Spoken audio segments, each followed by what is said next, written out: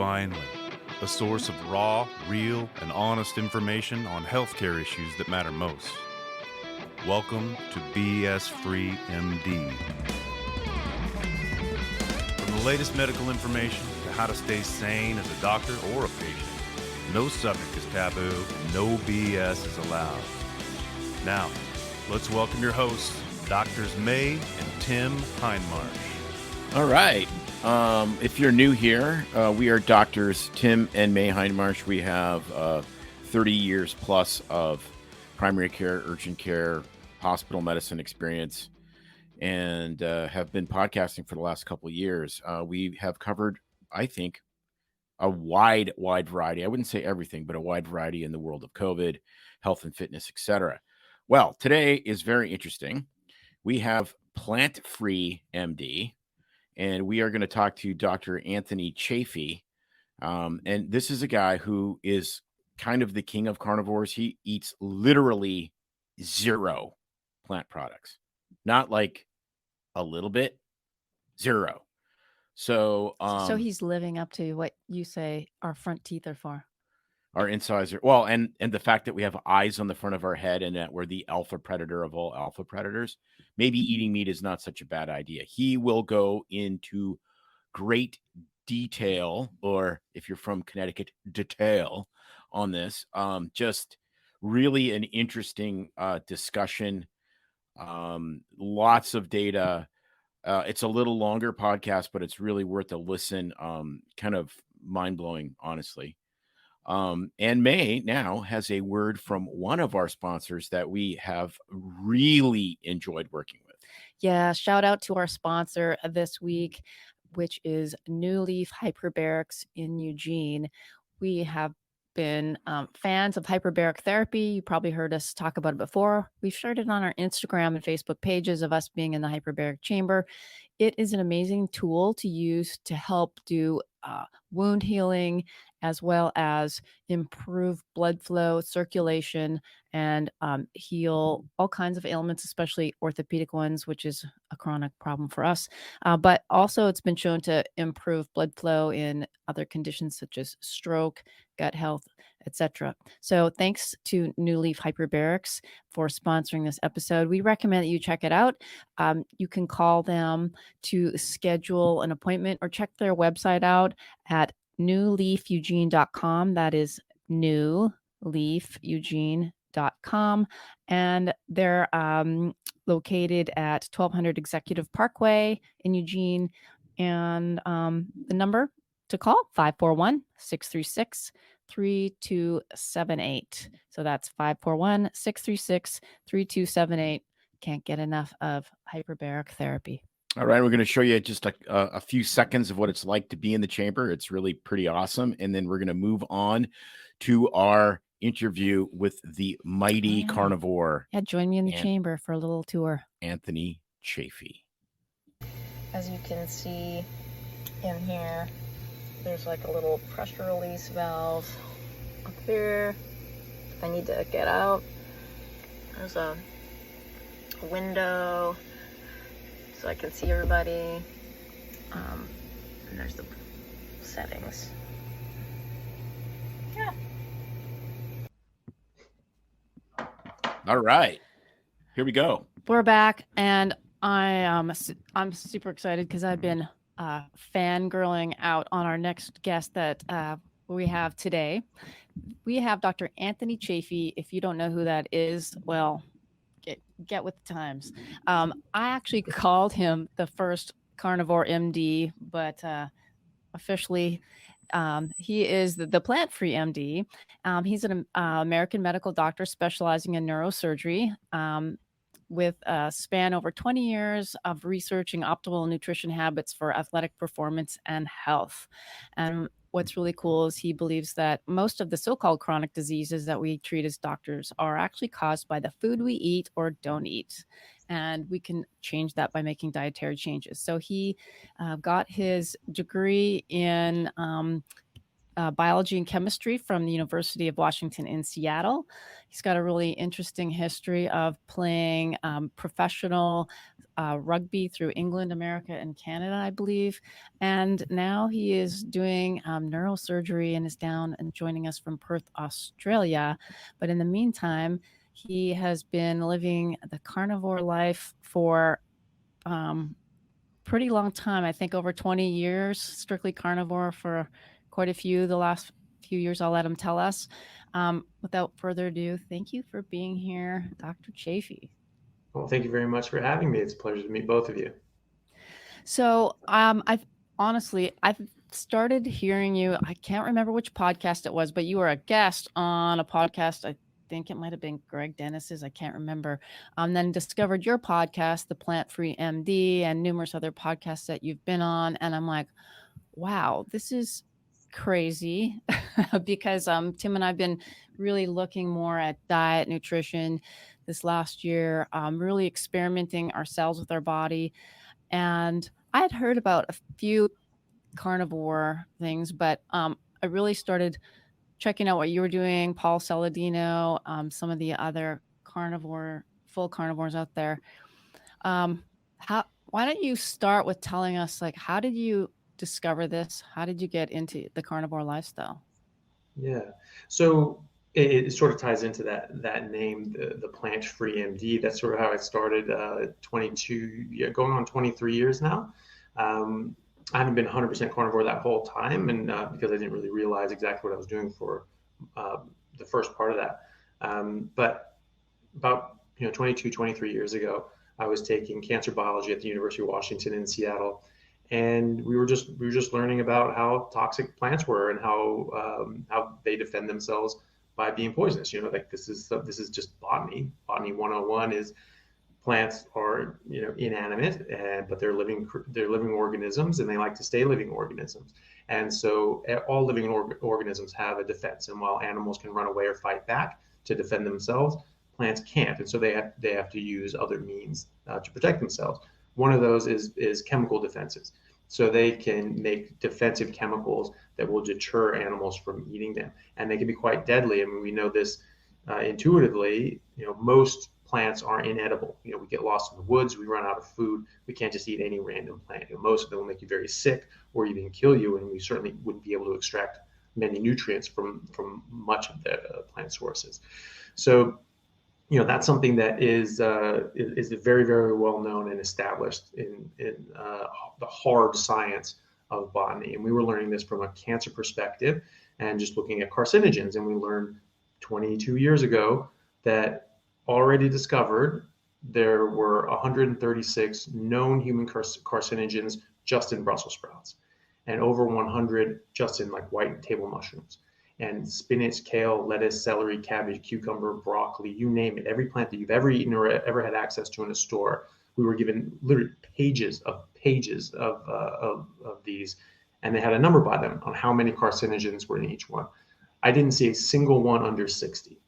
And we actually know that they're quite abundant. There's a work from Professor Bruce Ames from UC Berkeley back in 1989. He published this study showing the difference between the natural defense chemicals in plants versus the pesticides we spray on them. And he found that there were 10,000 times more naturally occurring poisons in the plants by weight than the pesticides we sprayed on them. And those naturally occurring poisons were orders of magnitude times more likely to cause cancer than the pesticides we sprayed on, which is why we still have pesticides. Or actually, the people were trying to ban pesticides at the time, say these are toxic, these are poisons, we need to get rid of them, which is true. They are toxic, they are poison. They're not even close to how bad the plant is themselves. So we were blown away by this. It was the first time I'd ever heard that, first time anyone in the class had ever heard that by the reactions. And I remember thinking in my head, I was like, well, but vegetables are still good for you though, right? Even though I hated vegetables, I never wanted to eat them, but it's just ingrained in you that you have to eat these things. And he just looked at us and he just gave us a funny look, and he just said, I don't eat salad.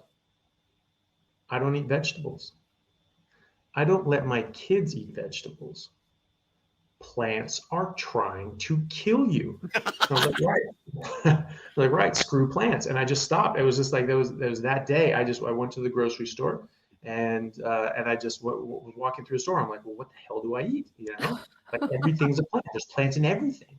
You know, it's like, you know, pasta, wheat, and, you know, obviously produce aisle and fruits out, and all the different packaged food, everything had plants, had some sort of ingredient that included plant and some form of plant or fungus. And I just came by some eggs, and I was like, okay, eggs don't come from plants. Like meat doesn't come from plants. Milk doesn't come from plants. And so my entire dietary choices were just don't eat plants. So I did that. And so I wasn't thinking of this as a carnivore diet. I wasn't thinking, as I should have been, that humans are apex predators, top of the food chain. We've been, you know, carnivores for the last 3 million years ish. And that this is the kind of animal that we are, and that biologically this would be our most appropriate diet if you're thinking about that rationally. I didn't think about it that way. I just said plants are bad. Plants are trying to kill me. Screw them. And so I absolutely just changed my health entirely. I wasn't like sick. I was playing. You know, I was an All-American rugby player. I was playing in the, you know, for, you know, Seattle Saracens. We played in the Canadian Premiership, in the BC Premiership. And so, and I was doing things with like U.S. national team and like all the different sort of high-end all-star teams and things like that, and as well as playing with the University of Washington.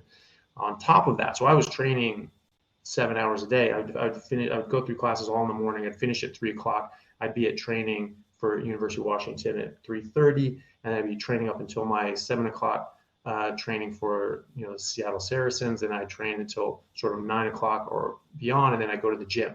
And so that was every day. And and then I would play games on the weekend. I'd have at least one game for Seattle and one game for UW. And I'd often try to get more games. I'd often try to play in the seconds, like go and like play center in the seconds, and just to like have fun and just, you know, blow people up. And you know, and because I want to get as many games as I could, and I was just playing. And I found that after I switched over to, you know, what I know now as, you know, species specific, appropriate, optimal carnivore diet, my athletic performance just went through the roof. I could push myself so much harder. I recovered so much faster, and I got so much more benefit out of the workouts that I did, that eventually I got in such good shape that I flat out could not get tired. I could not push myself hard enough, long enough to get tired. And it was just amazing. And so I kept pushing myself. Everything that I did, I had it in my head. I was like, everything's going to be a dead sprint. Everything I do is going to be hard as I can. I will not lose. I'm going to be at the front of every sprint, every drill, everything that we do. Even the warm-up lap at the beginning, I'm going to be at first every single time. And that was a commitment I made, and I kept that. And by doing that, then it was easy. After like a few weeks of really pushing myself, then it was absolutely no problem. Just that whole, you know, eating like that, whatever, that afforded me the ability to for my body to work like I'd just never seen before. And I remember I'm already an All-American athlete, and now I, like, compared to myself, it's just night and day. Like I've never performed like this, and it was amazing. I ended up slipping off of it, unfortunately, because I went to England. I was playing professionally in the championship league there, and I just didn't have the same access to meat as I did in the U.S. Some of the meat was breaded. And I remember thinking to myself, I was like, is it that big a deal? Like, is it, you know, poisonous, dose dependent? Is it going to make that much of a difference? And so, you know, you make these, you know, these arguments to yourself, and you convince yourself of doing anything stupid. And so I did. And it absolutely affected me. I'm even having breaded chicken. You know, I remember, like, you know, a couple months in, I was getting these aches and these pains, these little, you know, pulled muscles. And, you know, I wasn't as just, you know, I certainly couldn't push myself without, without getting fatigued or tired at all. I was still performing at a high level. I was still able to, you know, play well, and I was happy with that. But I remember thinking to myself, I was like, why don't I just feel as just unbelievably amazing as I normally do? Like, what is going on? Am I just not working as hard? Am I not pushing myself like I used to? when I was 25 then, I was just like, am I just over the hill? Am I just dying now? And like, and so I was like, really thought, I was like, well, maybe that's it. People say you get in your late 20s, you should start tanking, physically, which is nonsense, but that's what we think. And so, I didn't really get it. But the main thing that did was that I started, not thinking this is like, I'm not eating plants. And then all of a sudden, I remember one day I was just like, oh, we like have the big rugby house. There's a bunch of guys living there. And it was just like, oh, why don't we make French? They didn't know what French toast. Like, first of all, they call it eggy bread, which is like, I don't know if they have like 7-year-olds naming their food there, but like, it's like there's egg and there's bread, eggy bread. Like, okay, all right. You guys had Shakespeare. I think you could do a little better than eggy bread, and, but they eat it like savory. They put like ketchup on it, which is appalling to me. And I was just like, no, you put like butter and syrup and jam and things like that. And they're like, that just seems crazy. So I'm like, okay, we're going to make French toast and we're going to do that. And so I showed them that. But then I remember like, I haven't had French toast in a long time. I wonder why that is. I was like, well, idiot, you haven't been eating this nonsense in 5 years. But for some reason, it just sort of slipped off. And I just started eating a little bit more. And then this whole plant push, Dr. Furman came out with like the Gomes diet, the greens, onions, mushrooms, beans, berries, seeds, all that, whole food, raw vegan push that he did. And my brother's into that. He's like, oh, you got to eat these things. You have these little things. I'm like, yeah, but they have poisons in them too. They have toxins in them too. They have all these carcinogens. And I was like, I don't know. But, I started saying like, okay, well, maybe I'll just, have a salad every now and then or whatever. And it just sort of slipped away from there. I was still predominantly eating meat. And, people have different terminologies for, carnivore. I really consider that really just eating meat and drinking water. And some people say, well, a hyper carnivore is someone who consumes over 70% of their calories from meat. So I've basically been a hyper carnivore my whole life, if we're going by that standard. But I was eating other things as well. And I noticed it. I was still playing professional, still playing a high level. In the off season, I would gain weight, I would gain fat, and I would have to work hard to get back in shape in the in season. Whereas before I didn't, and then, and then I'm going through medical school and still playing rugby, but it's, I'm in my 30s now, and I'm just like, okay, well, can't stay in as good shape as I was, but if I worked and I pushed it, then I could. And then I remember just like around 5 years ago, I came across, actually my brother came across Sean Baker's episode on Joe Rogan talking about carnivore diet. And it was a short run when it came out, and he was really amped up about it. And he came to me, he's just like, hey, there's this guy on Joe Rogan, he has all these similarities to you. He's a doctor. He played professional rugby.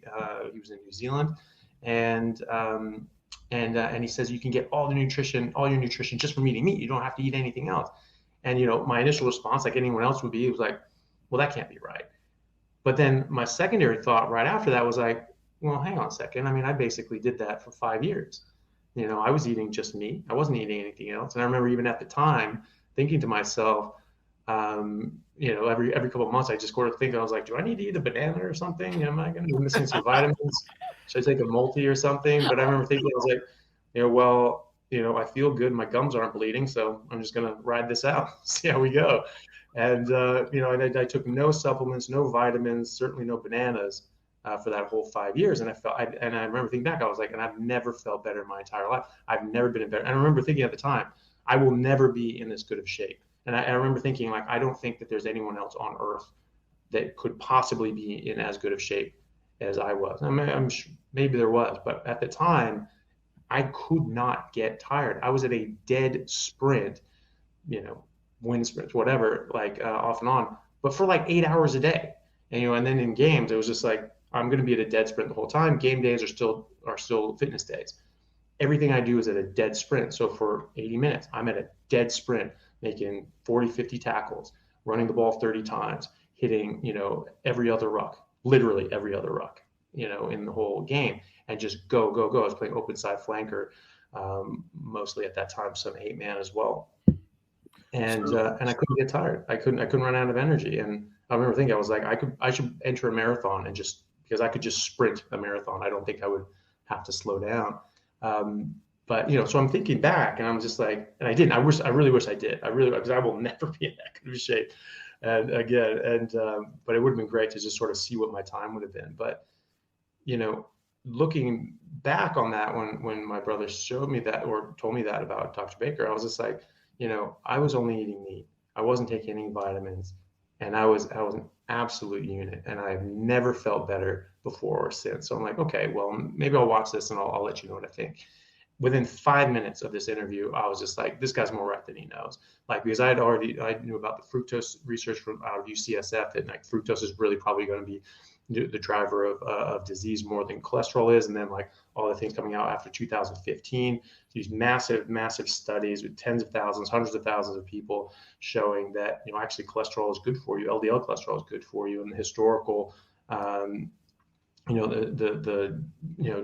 JAMA reporting in 2015, actual, historical records from the sugar companies showing that cholesterol was never a problem. That was actually bought and paid for research vilifying cholesterol when it was actually sugar causing the problem, and that even the USDA 1977 USDA declaration was compromised because the guy who was a former Harvard professor who wrote that and who was head of USDA and authored that and published that was actually on the payroll for these sugar companies, and there's hard evidence of that. So I knew all that, and I knew about the plants being toxic, and so I saw that, and I'm like, okay, this all makes sense, and everything just sort of slotted into place. And so I was sort of taking time off at that point from residency because my parents were having some health issues, so I had to take some time off, and then I was doing humanitarian work in Bangladesh with the Rohingya refugees that were escaping genocide in Burma, 2017-18, and so I had a bit of time. And so I was just like, all right, I'm just going to dig into this. And so I just did a nosedive into literature. I was like, what do we know? What can we prove? And I've just been sort of doing that ever since. So I got about 10,000 questions, but the first one I noticed when we started counting macros, because, I used to run a lot. And so to maintain my weight, I just add miles and I could just kind of do whatever I wanted, and I could stay and I was, always really active, lots of windsurfing and the weekends and whatnot. And then you get older, you get injured and you get lazy, and, one beer becomes 4, and, and all of a sudden you're like, holy cow, where did this fat guy come from? Right. And so, so we started, measuring, right. Percentage of calories, of protein, carbs, et cetera, et cetera. Made a huge difference. Definitely feel better. Definitely lose weight. For sure, packed on at least another 5+ pounds of muscle, et cetera, et cetera. But I do recall at 40-45% protein, I kind of had to switch over to get used to eating that much protein, and I was not a nice person to be around. So, did you find when you started this initially, plants are trying to kill you thing, that you felt like, you had to kind of push through it and suck it up? Kind of like, people talk about keto flu, people that go on keto, the ones that really love it and they're kind of the keto evangelists are like, yeah, the first 2 or 3 weeks is really bad and you feel really sick, and then you switch over, you feel freaking amazing. Your mind is clear, you're losing weight, you've got tons of energy. Did you find that or not? I found that I actually felt good physically. I just felt that, just disappointed I couldn't eat all the normal things that I had. So I was always looking at all the things I couldn't eat. Oh, I can't eat that. Oh, that is a plant. Oh my God. And I felt a bit, just a bit, unhappy with that. But after about 2 weeks, I noticed that as well. I didn't even care. I didn't even look at this stuff as food anymore. And I was just like, I really loved just eating meat and eating eggs. I was really enjoying that. Those are always the things I liked eating anyway. I didn't notice a keto flu. Sometimes I think that sometimes going to be like, it sounds more like withdrawals, because we all had to take biochemistry to go to medical school. You switch over into a so-called fasting state, which I think is actually our primary metabolic state, in about 24 hours. After 24 hours after you eat your last carb, you should be in that so-called fasting state where you're sort of, fat driven. Now your utilization of that fat in those ketone bodies isn't going to be as efficient and optimal necessarily right away. That can take some time to build up, but you should be, in that metabolism anyway. And there are a lot of people that fast and do even intermittent fasting, or Lent and Ramadan, and they fast for a few days or whatever. You don't really hear them just feeling like they're getting the flu or something like that every single time that their body is switching over to ketosis. So I think that a lot of that has to do with like withdrawing. Like sugar is a drug. Fructose is definitely a drug. It gives a dopamine response to the addiction centers of our brain, just like cocaine, heroin, and methamphetamines. And it kills the same areas of our brain as methamphetamines to the same extent as methamphetamines. We have studies with MRIs showing that. Saying equivocal damage from people that are sugar addicted and meth addicted, which is very frightening. And so you're going to have this chemical addiction to that dopamine response, and then you're going to feel pretty crummy, just like you would coming off other sorts of substances. And then I think another thing when people go into like specifically keto diet is that, yes, they're eating more. Well, they can be eating more because you can do vegan keto. It just means you're not eating carbs. But a lot of people will eat more fat, and they'll eat maybe coconut oil, but they'll also eat butter, and they'll also eat meat. And so depending on how you do it, you're going to be getting more meat and more fat, and that's great. But a lot of them will say, well, you need to get all your nutrients from vegetables. So these guys pack in like 6 times the amount of vegetables that they were eating previously. And plants have defense chemicals. Plants are trying to kill you. Well, they're not actually out to get you necessarily. It's just that they don't want to die. And and if it's you or them, they'll pick you every time. And so you're going to be eating a lot more of these defense chemicals, and it's going to make you feel a bit crummy, I think. Tim doesn't eat very many plants or vegetables or fruit. He hates them. But what I'm thinking is if he's tapering, he's still getting those carbs, whether it's pasta or rice. So he's on a say 50% protein. He's still getting 30, say, carbs. He's still getting carbs, and that's why he gets higher. He gets less of those carbs that he's still used to. I mean, he would pretty much just need to go cold turkey over to full carnivore and suck it up for a couple of days. I mean, if you're going to. So if someone is going to start, for instance, this carnivore journey, is that what you don't recommend weaning down, like amping up your protein slowly, do you? Isn't it just like all in? I just jumped in feet first. Like the second time around when I did this, I was basically doing a keto diet. But I wasn't doing keto consciously. I just wasn't eating carbs. I wasn't drinking alcohol or eating sugar. And I was just eating like a lot of vegetables and really limiting the amount of meat and calories I was eating, because I was trying to slim down because I just got back from, volunteering in the refugee camps for, God, however long. And, I wanted to get back in shape. I wanted to get back playing rugby. And so I was eating a lot of greens and then a little bit of meat. I was always hungry. I always felt like crap. And I was like, oh, I'm just not really ready to go. I'm not really feeling good. I was just thinking I was just out of shape, which I was. And as soon as I saw that Baker thing, I was like, right, I knew it. I knew plants were trying to kill me. Screw these things. And I just got rid of these stupid things. And I just did it. I just jumped head first. I was already not eating carbs, so. But I can tell you, just the greens made a massive difference. And people, when people go keto, they cut out the carbs. It's changing your metabolism.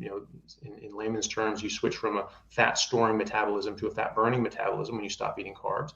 And so people lose a lot of weight, and there's very good reasons for that, and they feel a lot better. I was not eating carbs. I wasn't eating carbs anyway. But just the amount of greens and the toxins and water weight and all these sorts of things and different sorts of disruptions to my body, just getting rid of those and actually eating more meat. So I could probably quintuple the amount of calories I was taking in, because I was eating a small amount of lean meat, and now I was eating 2.5 pounds of fatty ribeye a day, and I lost 23 pounds in 10 days. It just shed off me. And I think most of that's just water weight. You have a lot of inflammation in your body, and it's just trapping all this excess water, and it just went, and it just went, and it just went. And then I just felt amazing after that. I think that for most people, you can absolutely just cut this stuff out. I don't think there's ever a bad time to stop eating poison. and that's what this stuff is. And so it's like, well, you have lead pipes, and it's like, well, we don't want to just stop having lead poisoning, so let's just taper down the lead poisoning exposure. Right. And it's just like, just get rid of it. I mean, some things, like benzodiazepines or something like that. Like, yeah, you're gonna have a seizure, if you just stop right away. So some things, you don't want to do that. And I think, but I think for most people, it's probably better just to stop cold turkey. Just like with smoking, there are just better.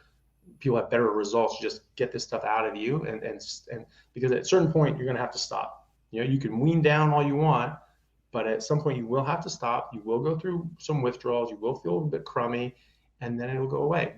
And after a couple of weeks, it'll just be gone. And I just it's the difference between actually stopping smoking and the people that have been quitting smoking for 20 years. Right. Or the people on methadone, they got put on methadone so that they could wean off heroin, and they end up 10 years later still on methadone at 3 times the dose. It's like, well, that didn't work. No. And so I think it works well to stop. Some people do better with a weaning sort of thing, but I think that's the minority. I think most people can just jump into it. Well, I want to get to, because I know everybody, not everybody, but a lot of people, and I'd like to play devil's advocate. Let's talk about the plants are trying to kill you side of things.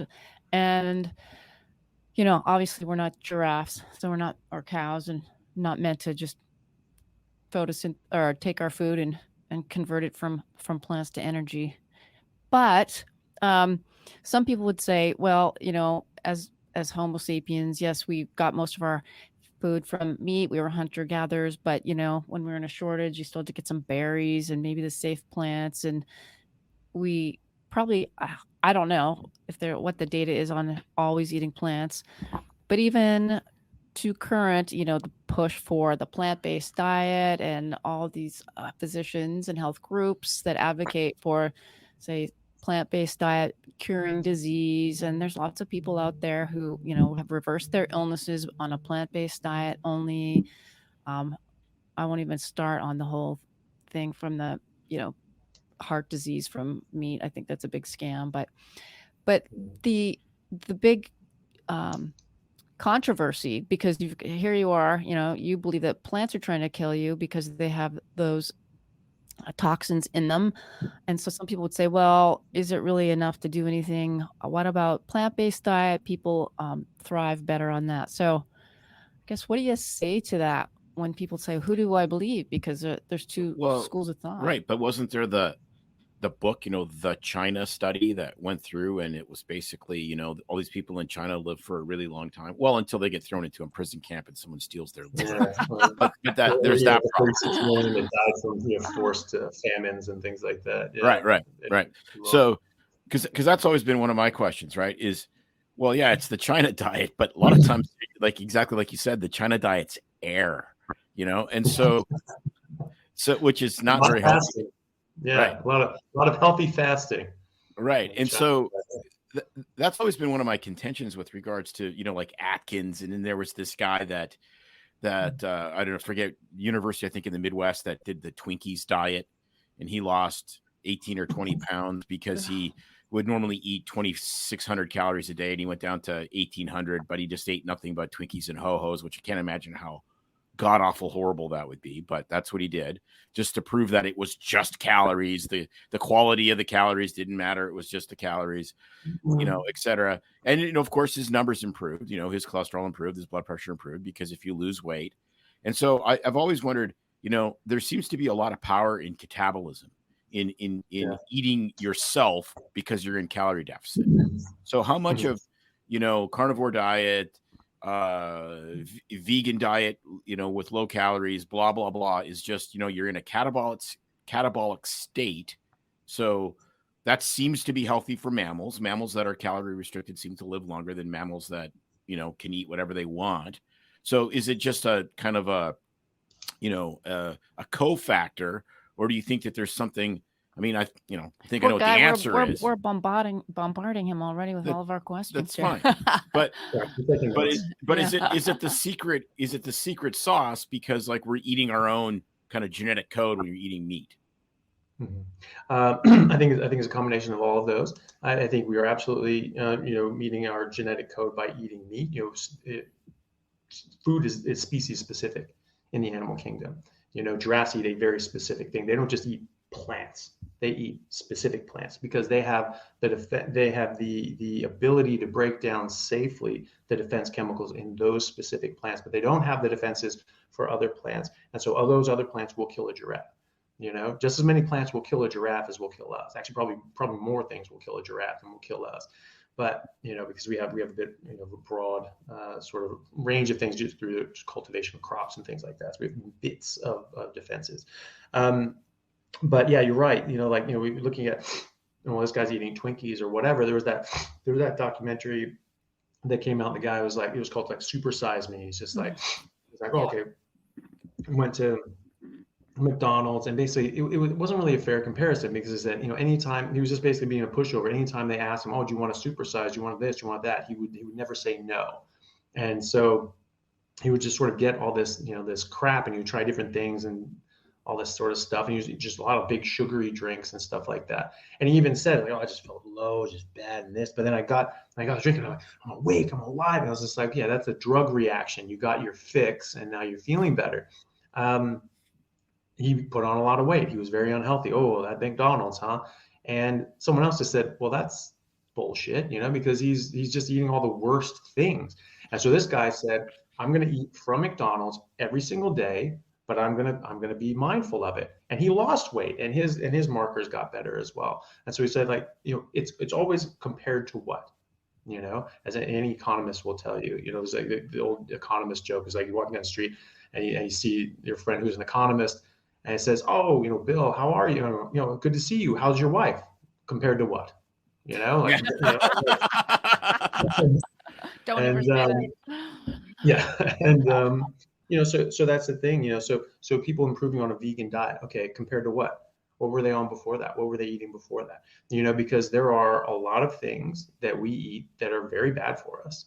And then if you eliminate them into less harmful things, you're going to improve. You're going to have a net improvement. And this is what people, detractors of the carnivore diet, say exactly about the carnivore diet, except that when people go from vegan to carnivore, they improve, and not vice versa. But but that's a deeper topic to get into. But the thing is that, like, if you're eating a bunch of sugary, hyperpalatable, processed crap with high calories, low nutrition, and you go to a whole food vegan approach where you're cutting out sugar, you're cutting out processed carbs, you're cutting out alcohol, you're cooking your own food, you be more mindful of it. Yeah, you're going to improve. Of course you're going to improve. You are eating less toxic things. Are you improving because you've stopped eating meat? No, absolutely not. Oreo cookies and heroin are vegan and plant-based. So you could go on the Oreo cookie and heroin diet. I'm pretty sure you're not going to cure your cancer doing that.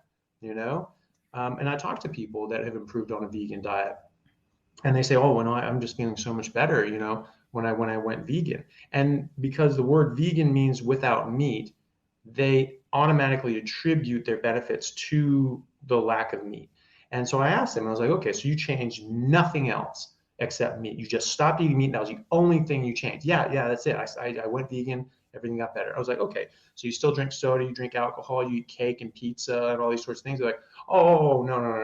I cook every meal. I don't go out. I stopped drinking. I'm not smoking. I'm not doing this. I was like, okay, so you've made a lot of other changes as well. Every single one of them was plant-based. You removed a lot of things from your diet. Every single one came from plants.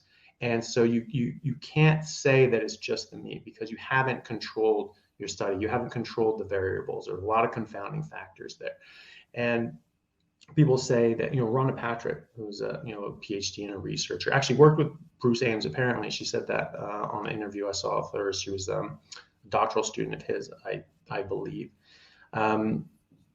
She was saying on Joe Rogan, she wrote this like 30-page paper, basically, saying that she didn't have the problems that she had with a carnivore diet. And I have a few problems with her critiques. One of the things she was saying was, well, we know that fasting is really good. We have tons of studies showing that fasting is really beneficial, and this gets you into a metabolic state that you would be in fasting. So this just mimics fasting. So that's probably one of the benefits, is you're just mimicking fasting. It's like, or fasting is putting you into the metabolic state you're supposed to be in anyway. And fasting is mimicking, your biochemical state that you will always be in.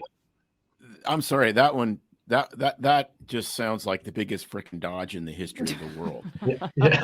Eating 3,000 calories of ribeye is mimicking fasting. That's kind of like saying, I mean, like honestly, that's like saying, well, rape is mimicking making love. No, one is a crime and one is beautiful physical intimacy.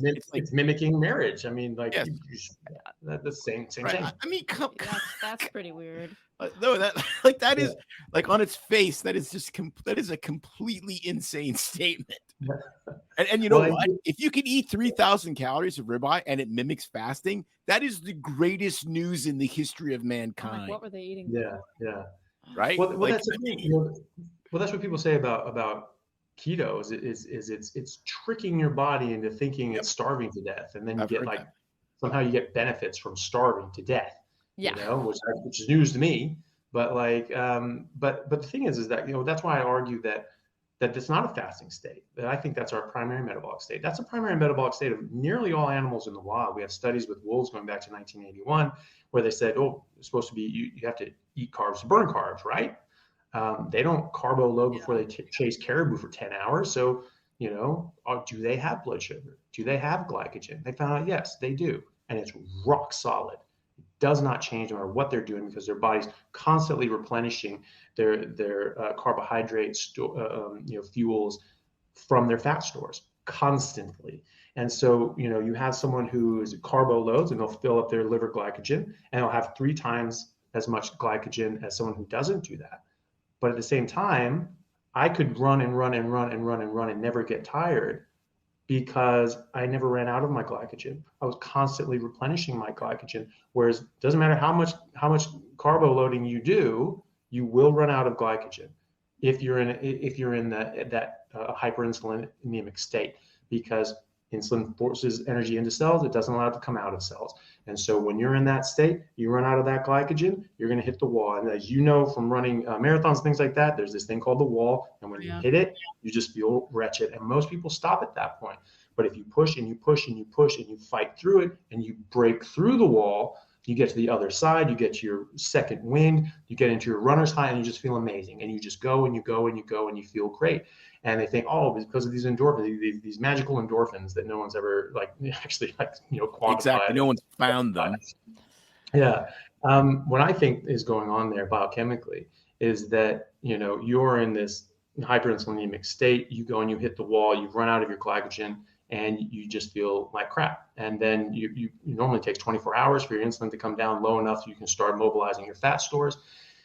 But if you're pushing, that this forces that over, and then all of a sudden you start tapping into your fat stores, and you have unlimited amount of energy, and you just feel great, and you just get going. Well, I live in that second wind.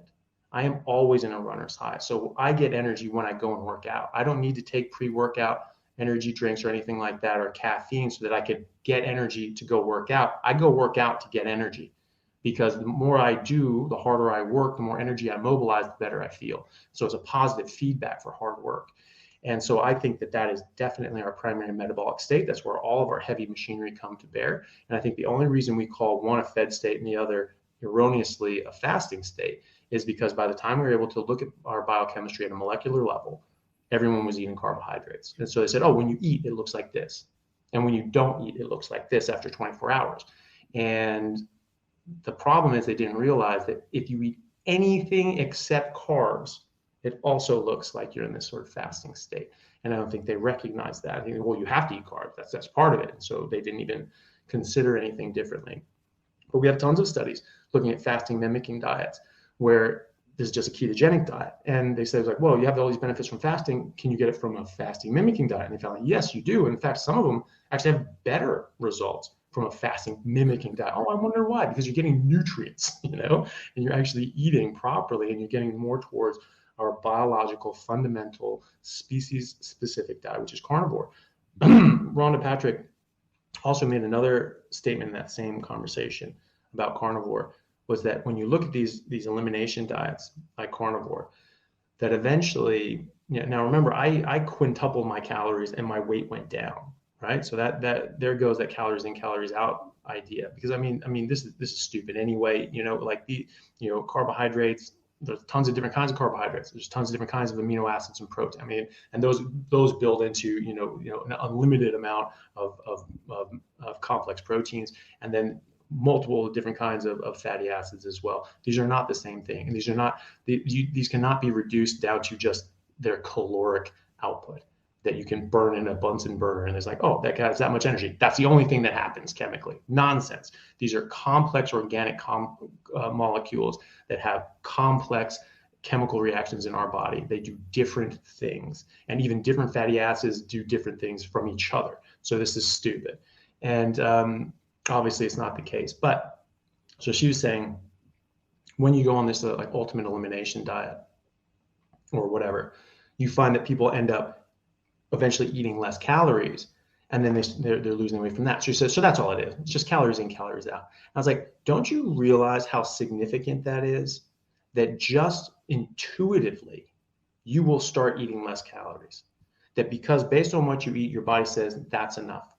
And that your body perfectly regulates the amount of nutrition and resources that are coming in to get you down to an optimal body fat percentage and body composition.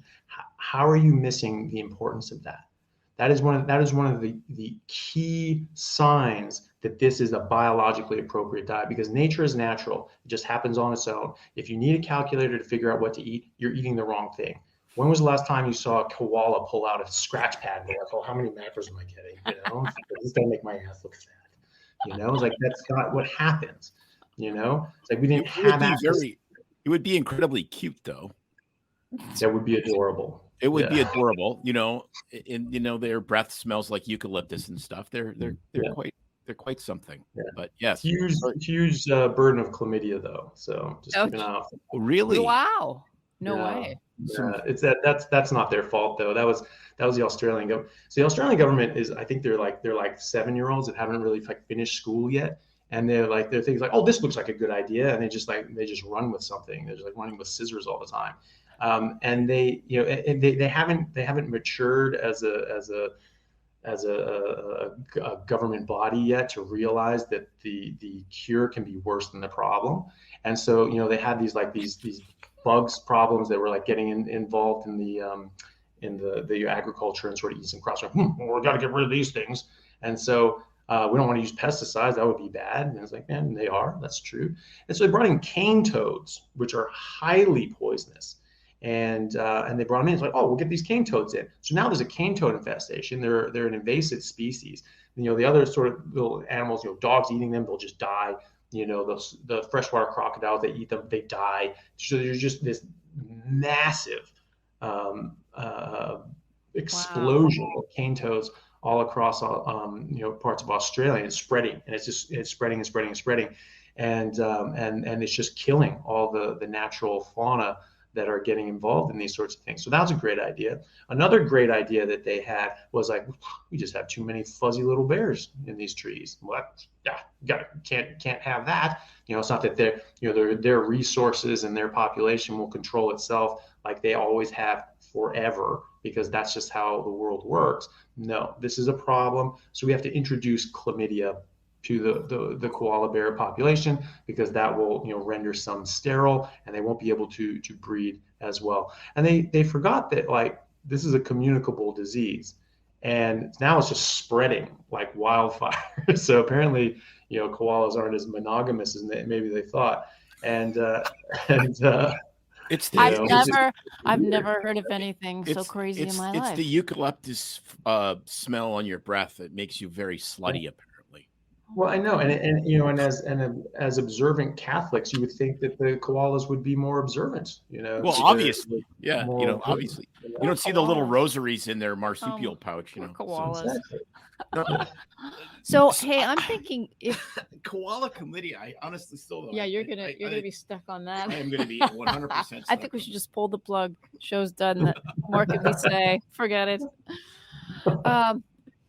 Well, what about if we talked about flipping over and you're you're just in a continual fat burning state. You got your glycogen stores taken care of. Why don't more endurance athletes, and I think I might have messaged you about this. I'm curious, like, is there still just not a lot of data? Are people following old school science and trainers? Are there more athletes, like professional athletes, Olympic athletes? Our son's training for a triathlon, and I'm helping him figure out I used to do triathlons, and we're trying to get his calories, his electrolytes, but his glucose and eating right. And I'm like, just eat some steaks, buddy. Apparently that's the way to go. So are athletes doing this? Is it still so new? What's the deal?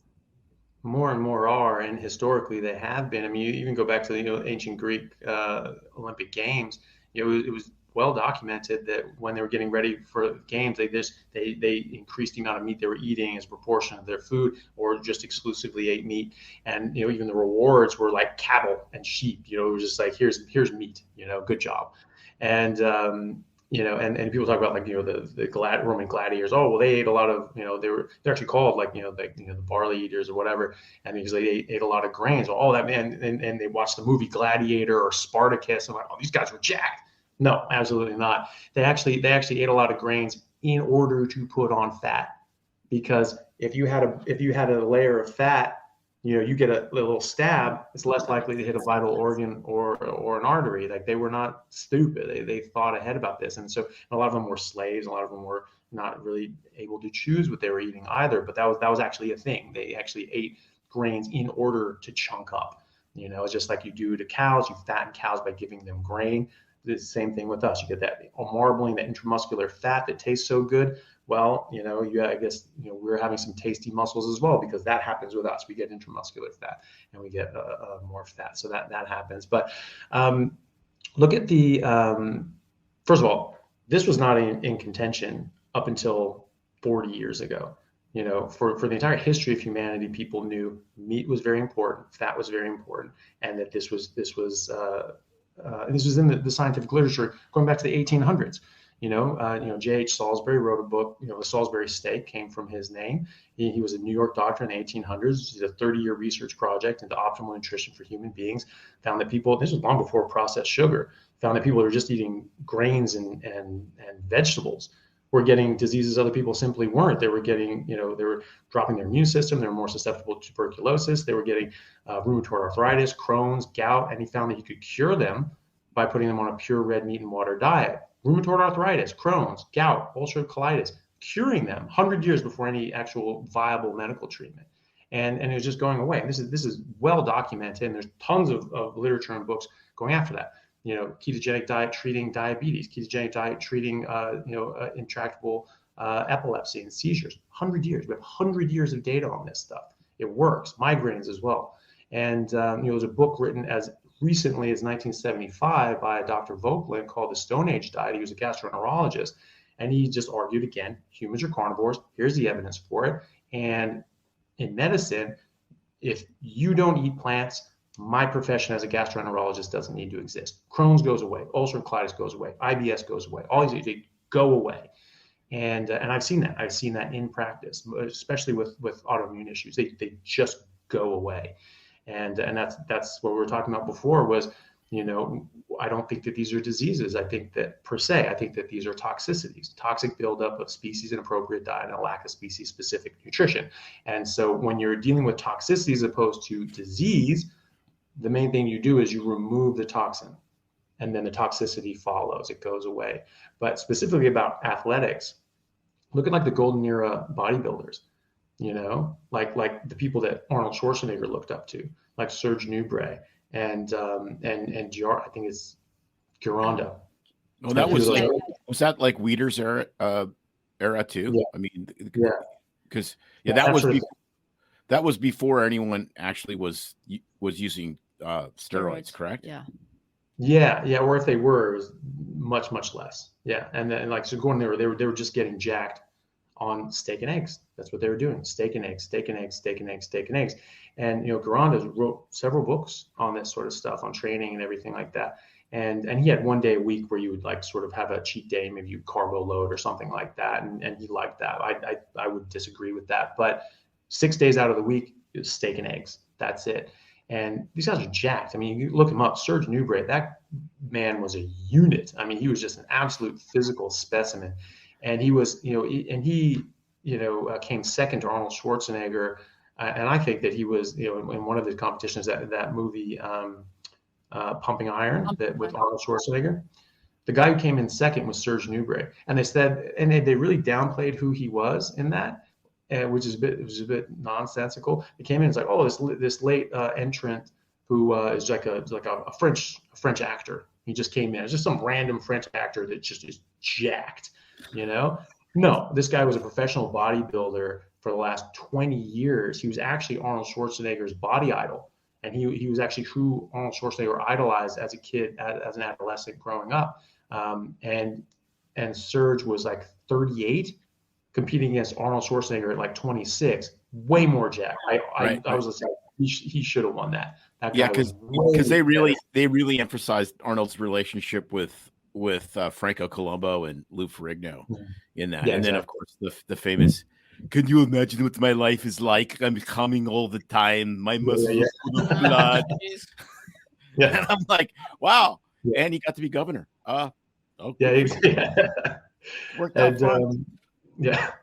And, but yeah, so Serge Nubret, that dude ate 6 pounds of horse meat a day, Wow. A day. And wow. Yeah. And so, and this man was jacked. And Garanda, again, these are the top bodybuilders in the world. And they were just absolute physical units. And, Garanda said, I'm probably mispronouncing his name, but he wrote a book that says like, oh, there's this diet that comes out and this book's that come out and this expert and this thing, and have you read this book and you ever read that book? What do you think about them? He's like, I couldn't tell you. I have not read a contemporary diet book. The only ones I read are, like paleoanthropology. Like, what were people eating 50,000 years ago? What were people eating 100,000 years ago? That's what I care about. That's where I get my data from. And he was right on the money. And, he had the results to back it up. Now, there are more people, there are more athletes getting into this, especially as this movement goes up. Obviously, Dr. Sean Baker, he's been a top athlete his whole life. He just sort of played rugby like a year or two in Texas, and then went and just played professionally in New Zealand. That doesn't happen. That guy's a beast. And then he's done, sets a lot of world records, in the master's classes for, like rowing and deadlifting and other things as well. And has really excelled now that he's carnivore. I've obviously played very high level sports and athletics as a carnivore as well. And I can tell you, as compared to myself playing 5 years of professional rugby as a carnivore, 5 years of professional rugby is not a carnivore. It is a completely different experience and a much better one, just eating carnivore. So did any of your teammates like see what you were doing and say, hey, what are you doing, and follow suit? I'm just curious. Yeah. Now they do. Now they do, because I know what I'm talking about now. Whereas before I was like, I don't eat plants. I'm just not doing that. And so it just never came up, like now it comes up. And because it's a thing that I'm doing. Before I was just like, I don't eat plants. Things would come in, I would just eat the meat out of it. So it just never really came up in conversation.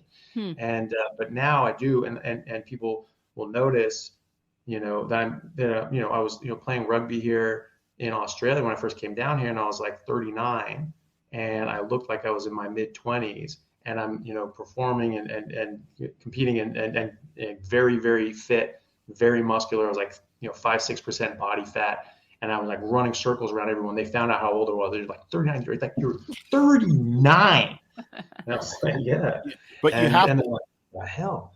And I was way more jacked. I was way in much better shape than all of these guys. So even before they found out what age I was, they were like impressed with my physique. They're like, what the hell? What's going on? And they found out that I just eat meat. And so a lot of them got interested in that as a result of that. Half my department in neurosurgery does carnivore now, and everyone eats more meat.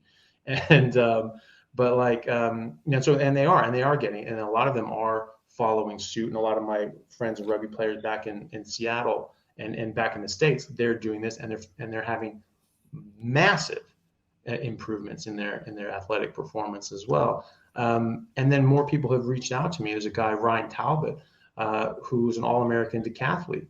And he, in his second decathlon, he set a Michigan State record in the decathlon and won the Big 12 competition, and ended up getting invited to nationals and getting All-American honors as a carnivore. Wow. He went carnivore and he switched to the decathlon and he just crushed it. And he's, and I was helping him out, and I didn't need to help him too much. He was doing all his own training, everything like that. But like, maybe you'd have sort of a problem like, oh, I'm losing too much weight, and what's going on? And be like, you need to eat more. You gotta, your hunger signals are gonna be very, very different. And when you're working out, you're just gonna eat more anyway. I mean, to your, with your son, like, how much do I eat? How much do I need to eat? Your body will tell you. When I'm just working, going to the hospital, and just going home at night, I eat probably 2 pounds of ribeye a day. If I'm working out heavily, I'll eat 4, and I will just naturally want that. Your body will tell you, and your body will perfectly, as the thing that Rhonda Patrick didn't seem to realize was so impactful, was that your body will actually tell you exactly how much it wants if you're eating the right thing. Because if you're eating carbohydrates, it derails that, because carbohydrates raise blood sugar. This is bad for you. Blood sugar is what kills diabetics. High blood sugar, the glucose molecules physically fuse to other molecules in your body, and they damage them directly. And so your body, in a defensive manner, raises insulin. In my view, I feel it's defensive. And so it looks at this and goes, sweet Jesus, what has this idiot done? And it slams up your insulin to try to get this blood sugar out as quickly as possible. But it's damage control, it's hazmat. It's just like, we need to fix this leak right now. And because that insulin stays up for like 24 hours and it's forcing energy into cells, not allowing it to come out of cells, your blood sugar is now dropping. And you feel like crap. And so you eat more carbs, and you have to raise it up, and it's dropping, and raising up and dropping. So you're getting these swings all day. More importantly, it blocks leptin, which is a hormone we get from stretch receptors in our stomach, which is why we're told to eat fiber, because it'll stretch this out and it'll give some leptin. Oh, you're going to trick your body into thinking it's not hungry. Nonsense. Most of the leptin anyway comes from your fat stores, and that tells your brain how much fat stores you have. It's like a running gas gauge on your car. And so when your insulin is up because your sugar is up, you're blocking that leptin. Now your brain gets a signal that you don't have leptin, you have zero energy reserves, and your blood sugar is dropping. So you send this panic signal that says, if you don't eat now, you will die. And so 3 times a day we're panicking, going, I have to eat, and people are getting anxious, and they're getting upset, and we have funny terms where they're getting hangry. Oh, you're getting hangry, all that sort of stuff.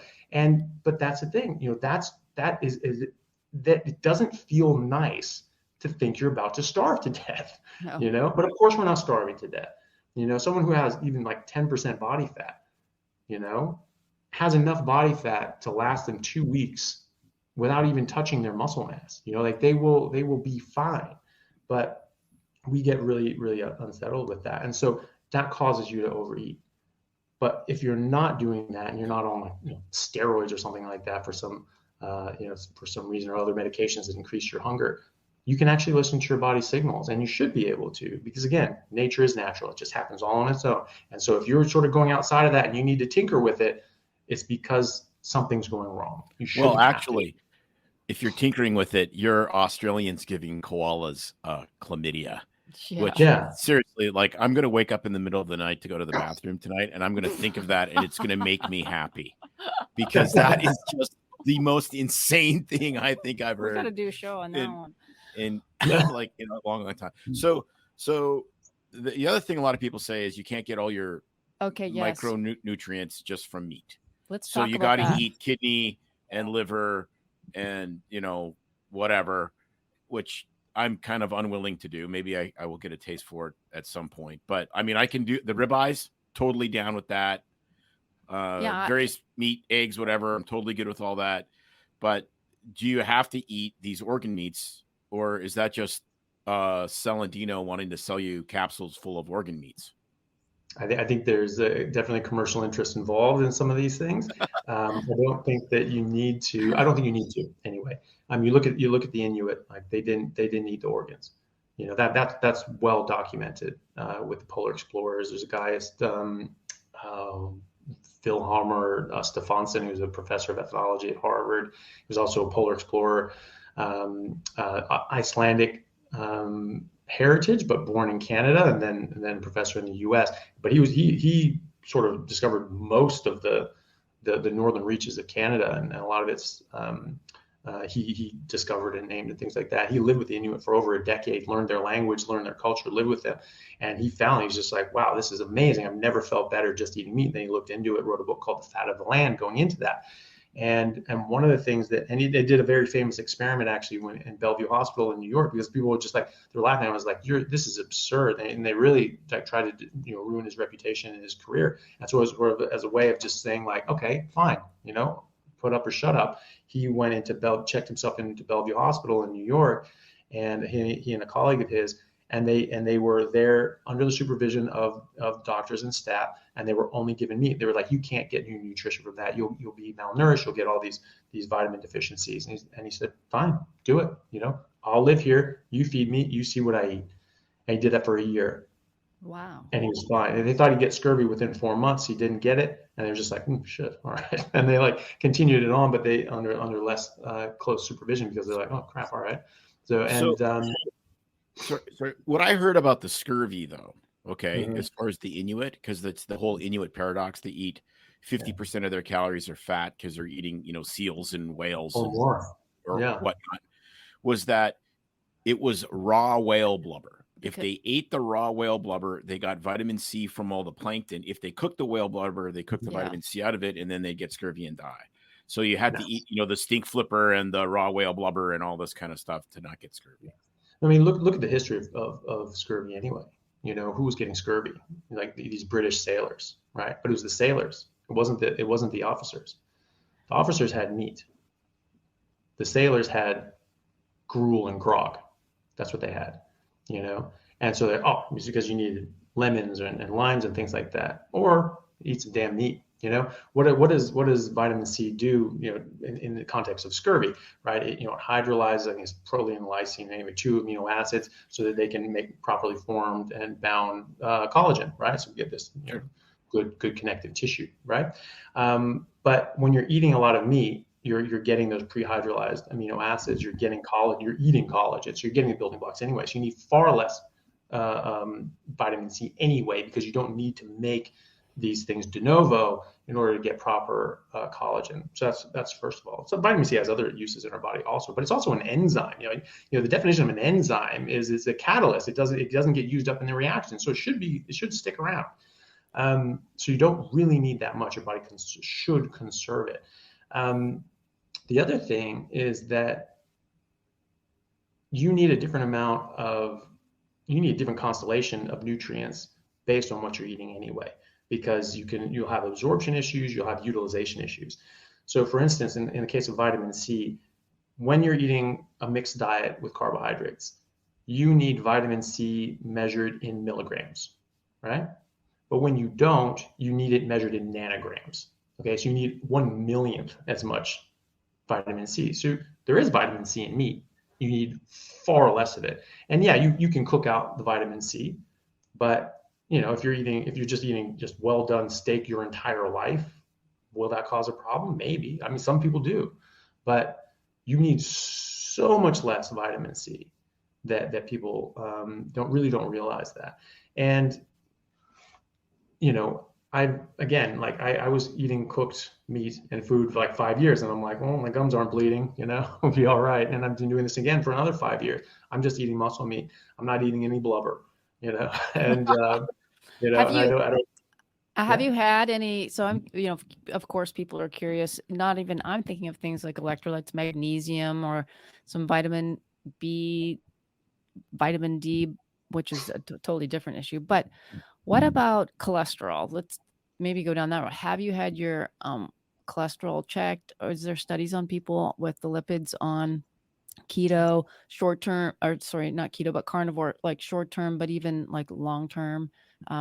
So maybe you can get by for 5 years, but what happens, in 10 or 20 with a full carnivore diet? You have a 6-pack and you're 65 years old care. And you don't care. Yeah. That's what happens. Yeah. Well, the thing is, I mean, there have been long-term carnivores in Western cultures and in keto. Obviously, people do keto for a long time as well.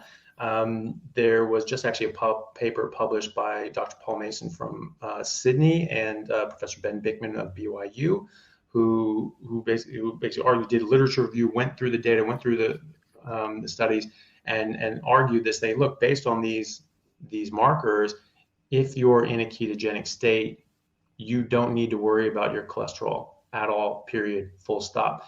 And all the big studies post 2015 have all showed that saturated fat is not what we thought it was. It is not a marker. It is not a risk for heart disease, and LDL cholesterol isn't either. And there were two large meta-analyses that came out, I believe in 2019, 2020, that showed, went through all the available data. And there's actually RCTs on cholesterol and saturated fat in the 1960s. They're just completely ignored because they didn't go with the narrative. And some of them weren't even published for 17 years. And they were like, well, what was wrong? I was like, well, there's nothing wrong with the study. Everything was good. We just were really disappointed with the results. I was like, oh, I'm sorry, wow. Princess. You didn't like that. It's just like your job is to publish that. Yeah. So, it's fraud. It's what it is. It's fraud. But you have RCTs with hundreds of people, and in some cases thousands of people, and they had a control trial with the control group eating a bunch of bacon and eggs and fatty stuff, and then the treatment group was trading that for vegetable oils and unsaturated fats. And they found that they had to stop the studies because the treatment groups were dying, and they found that they had higher death rates and cardiovascular death rates. So that's not good. And all three of them showed the same thing, right? Or at least no benefit in the treatment group, and a couple of them they found actually detriment, and they found that it made them worse. And there was a study showing replacing saturated fat with linoleic acid did reduce your cholesterol and also increase your heart disease and death. So that's not good. What do we care about here? We care about our cholesterol. We care about dying. I care about dying, and so that's what I think about when I'm doing my cholesterol. These large meta-analyses, they actually showed one was for saturated fat, one was for LDL cholesterol, and they went through all the available literature, and they found that through their research that there was no correlation between higher saturated fat, higher LDL cholesterol, and heart disease. And in fact, they found an inverse relationship between these and stroke and cardiovascular death. So in fact, it's protective. And you think about that just by looking at the broad picture. In 1977, the USDA said cholesterol causes heart disease. Stop eating it. Stop eating saturated fat. And people actually listen. People say oh, the reason people are so fat and out of shape and sick is because they just don't listen to their doctors. They eat too much fat. No, it's because they did listen to their doctors, and their doctors were wrong. Yeah, I was just going to get to that. Thank you. That is the perfect segue. I wanted to get to this point, which is even when things are 100% obvious to the casual non-medical observer, okay, the dogma cannot be broken. I mean, dogma trumps data in medicine 100%, 100% of the time, always. There's just no question. And if COVID has taught us anything, it's taught us that dogma and politics is way more powerful than science, because it's not about science. It's about control. It's about God knows what. You can, pick whatever reason you pick. But if you look just at that, what is that? Like 1974, 1975, when, high fructose corn sugar started coming out because we had a sugar famine in the world and we needed more sugar. And then, industry ramped up the ability to put sugar essentially in everything, hide it in everything, hide it in bread, hide it in ketchup, just sugar. Okay. And then low fat diet, fat's bad, fat makes you fat. I mean, that went on all the way to almost to the end of the 90s. And then you look at the country and you're getting 12-year-olds that are type 2 diabetics because they're so metabolically screwed by this point. And then you watch Western food production exported to the developing world, and the developing world starts getting fat and diabetic. And you're like, come on, Sports Shoe, this is easy. Just look around. What did we do? We dropped fat and protein. We ramped up, especially refined carbohydrate, and we started killing people. It seems pretty obvious. But even now, I mean, people just, they go crazy. They're like, no, it's a low, low carb is kind of the thing now, but it's still, somehow plants still have this magical secret sauce. Mm-hmm. And I'm like, Yeah, I don't Yeah. know. I mean, your arguments have been some of the most cogent I've ever heard because it's like you hear these defenses and they're so defensive. And I'm like, what are you defensive for? Isn't this just about what works the best for people? Plus, you're living proof. I don't know how old you are, but you're still in really great shape. You feel great. You're super active. You love all this stuff. Isn't that the point? Yeah. Yeah. I'm 42. I'm turning 43 in a couple months. I feel better than I did when I was 27 playing professional rugby, but not eating this way. I feel way better, and the only reason I'm not playing rugby right now is because A, I work 130 hours a week, and B, because I have, as we said, before, I have scraped off some cartilage underneath my patella, and so it flakes off cartilage, and I get knee effusions whenever I try to run. So I just got my knee scoped. Hopefully that'll get me back on the field, and if it does, I will be there, and I will be very happy because I have a lot of pent up aggression that I have built up over the last few years because I've not been able to hit someone, and I like that. That was part of my life that I enjoyed.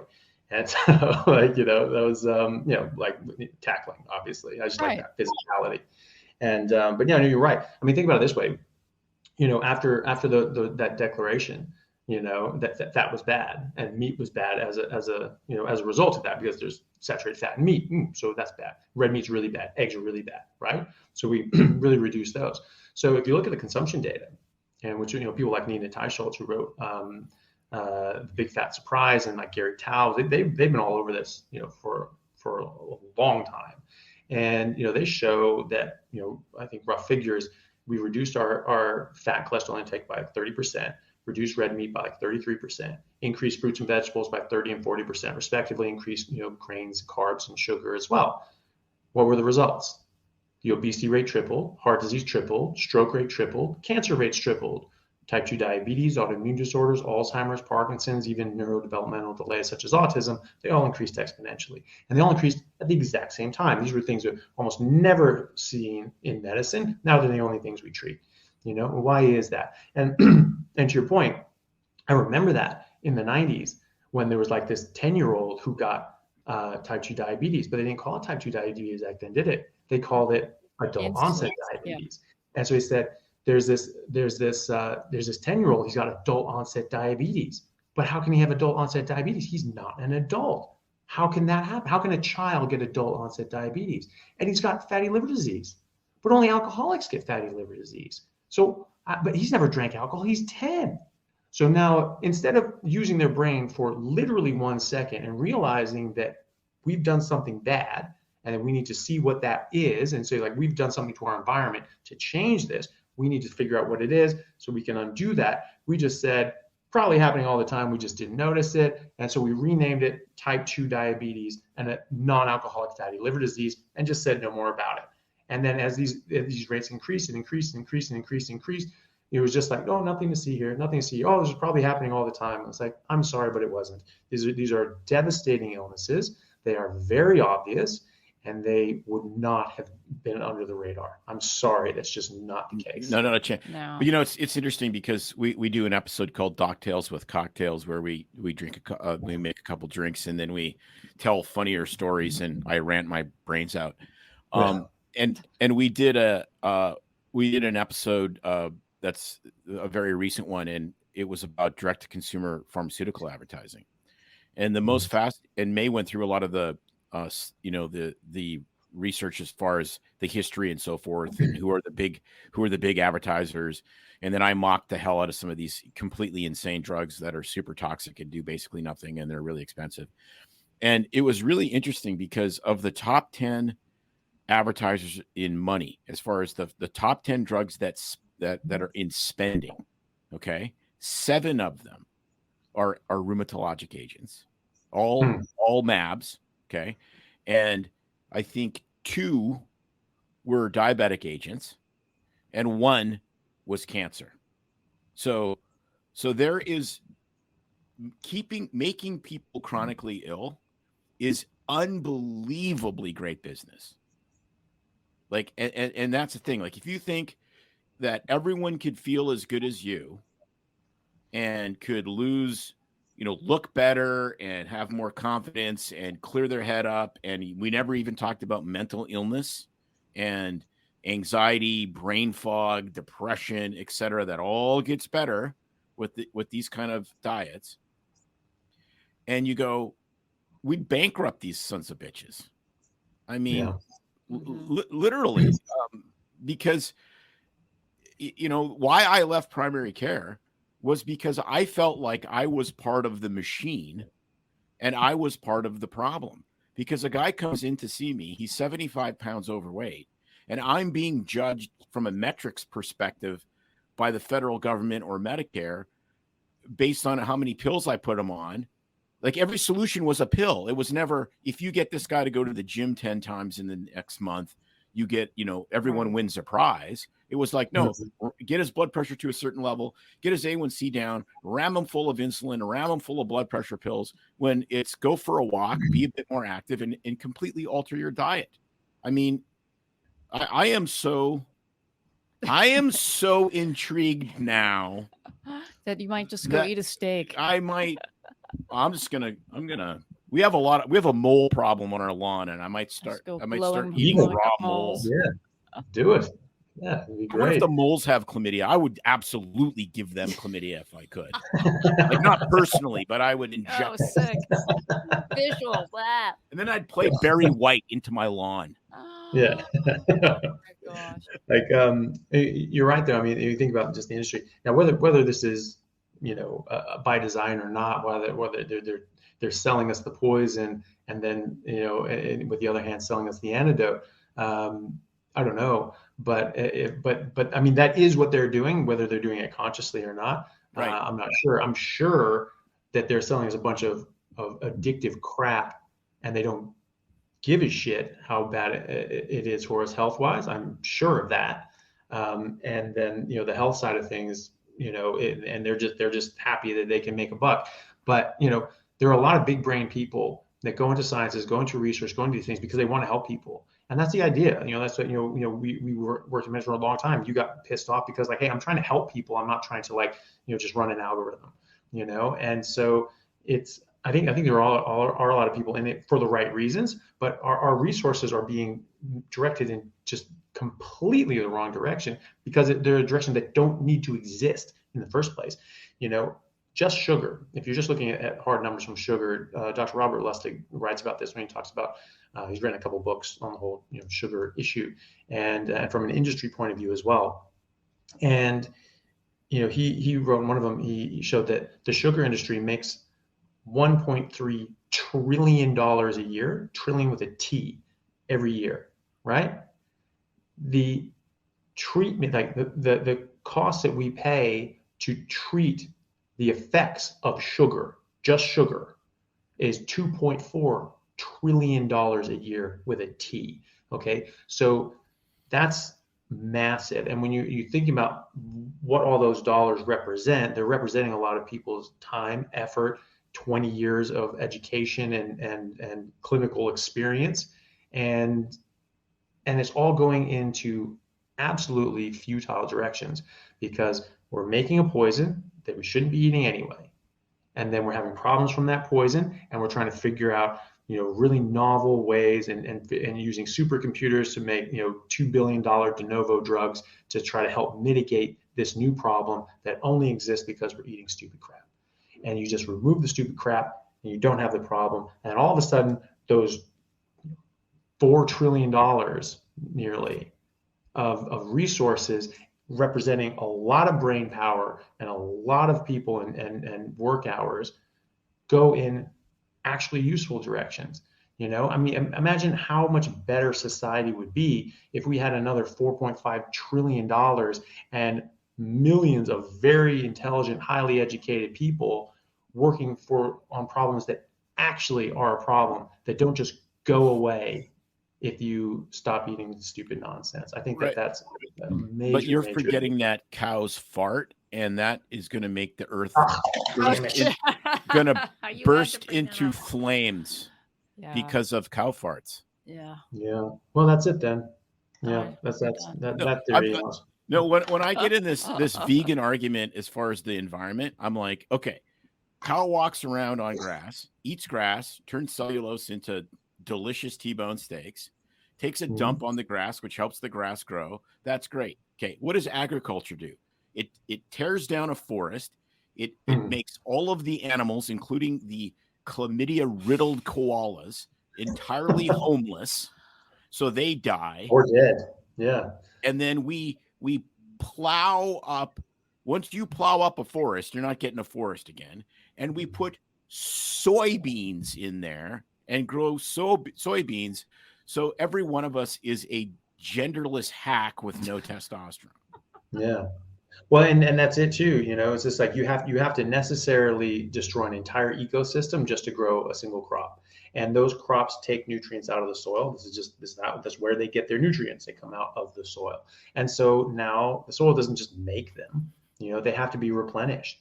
And the replenishment is from animals going around eating down the plant material and defecating and urinating and, oh my goodness, farting, and having those recycled nutrients go back into the environment. That methane actually is important. It gets recycled. It goes back into the system. It's called an ecosystem for a reason. You start screwing with any complex system, you get very, very, very bad results. The law of unintended consequences. Right. Well, yeah, you get Bill Gates and then you get Windows 95 and you want to kill yourself. Yeah. Well, Bill Gates, look at this guy. I mean, this guy, I guess he's been studying at the school of Australian idiocy, because he decided that, you know, the sun is just this big problem. That's just our mortal enemy, you know, because all this energy, oh my God, this energy is coming from the sun. Jesus, what the hell is that about? You know? And so this mental giant has gone over to, I think, Sweden and started making these like putting up a bunch of like chalk dust particulates to like sit up in the clouds to block out this UV light, which all life on Earth has evolved from and with. Okay. Wow. And I mean, I know he didn't finish school, and so it's not necessarily, you know, his fault, but like if he had paid attention, he would know that every single mass extinction started off just like that.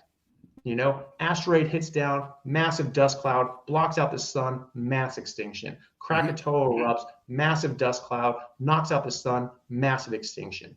And now he's trying to duplicate that, and he thinks that's a good thing.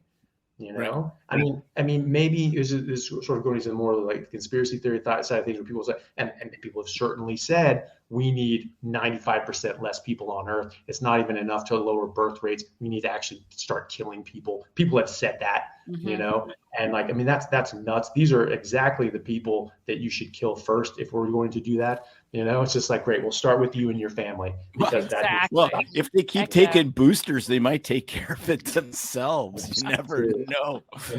Well, and that's something people are saying as well, you know, because you know Asim Malhotra, who's a very well-known doctor and cardiologist in the UK, you know, talking about if people are interested in the whole cholesterol thing, he wrote a book called A Statin-Free Life. I met him when we did a debate panel arguing that, you know, cholesterol isn't what we thought it was. We got it wrong, and so we argued. He, myself, and a professor of cardiology here in Australia, we argued against 3 other sort of, you know, cardiologists and professors of cardiology in that, and we spanked them. We won like 86% of the vote for that. And of course, you spanked him. You played rugby. Yeah, well, but he wrote this book, you know, A Statin-Free Life. He has just published, like literally just this week. Yeah, 2 days ago. These papers basically showing the actual numbers on the vaccines and showing that they've killed far more people than COVID has, and were far more dangerous and caused far more harm, and that there needs to be big ramifications. He's I think that's going to start making some major headlines. It better make some major headlines. If it doesn't make major headlines, you know there's a cover up. So maybe there's a cover up. Maybe this is being all done on purpose. That just got published. People can look it up. If it doesn't make national headlines, it's because there's a cover up, because that should definitely make headlines. Right. And he should invest in a little bit of Kevlar. Yeah. So that's the conspiracy side of me. Sorry. Yeah. I'm thinking if someone wants to get started on this, and I was thinking, is it the quality of the meat versus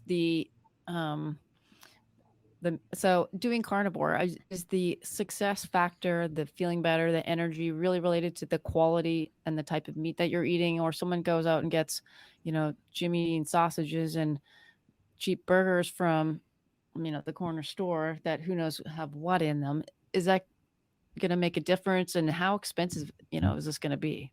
Yeah, it's the who knows what that's the problem, because there's, Jimmy Dean, you look at the ingredients, there's 75% pork, and the next ingredient is sugar, and there's a bunch of plants, so the problem is always the plants. And the processed meats, processed meats, they're bad. What are they processed with? They're processed with plants and sugar, and that's the problem. So eating whole foods is always better. If you're going to have a bit of sausage or a bit of bacon, just check the ingredients, make sure that it's almost all meat, and there really aren't adding sugar or any other sort of crap, but really just eat whole meat. Whole food is a good idea. There's some processed foods that actually make things even more bioavailable, and that's fine. You just don't want it with a bunch of sugar and spices and all that sort of nonsense.